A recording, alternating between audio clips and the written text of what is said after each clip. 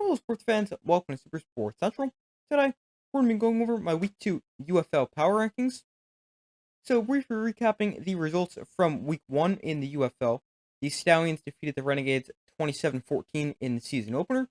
The Panthers knocked off the Battlehawks, winning 18-16. The Brahmas beat the Defenders 27-12.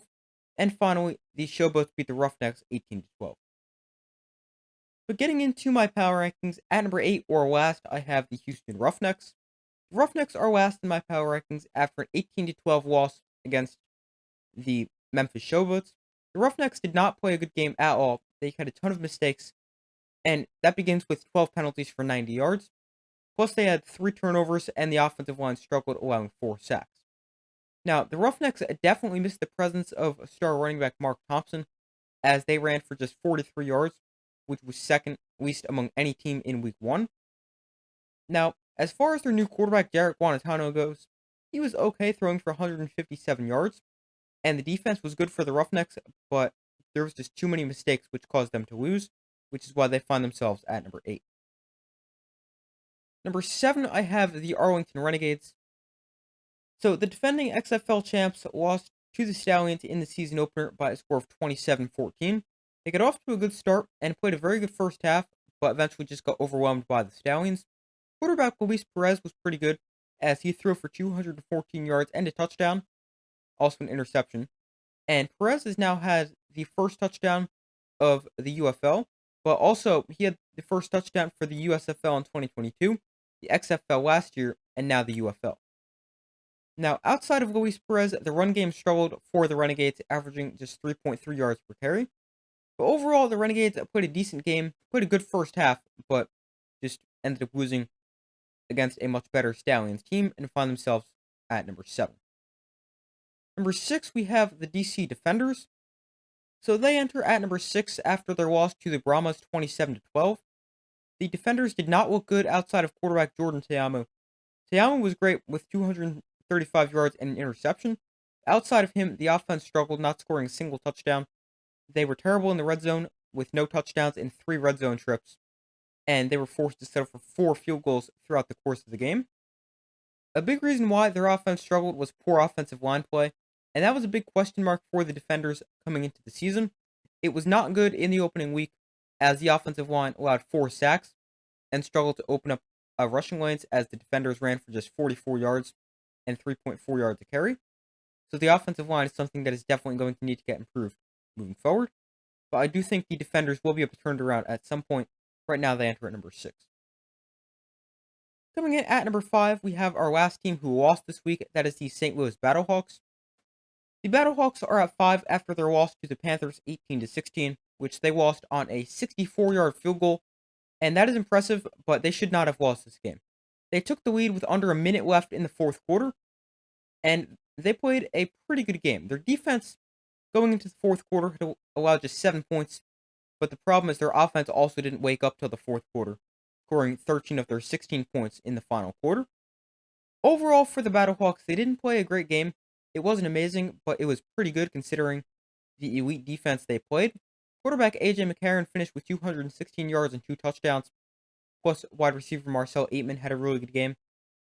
And while the Battlehawks did lose, I think they looked the best of any team who lost, and I do think they'll be able to bounce back moving forward. They enter at number 5.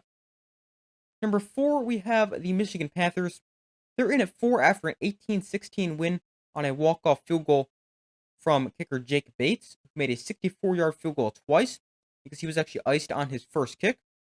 And to make things even more impressive, that was his first made field goal or even field goal attempt since high school, which is just insanely impressive for Jake Bates.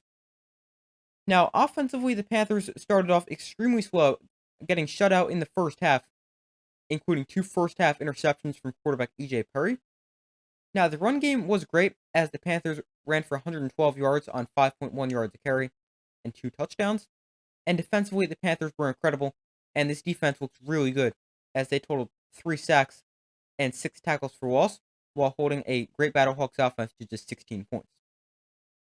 But the Panthers, they looked really good in their first game, especially defensively, and they find themselves ranked at number 4.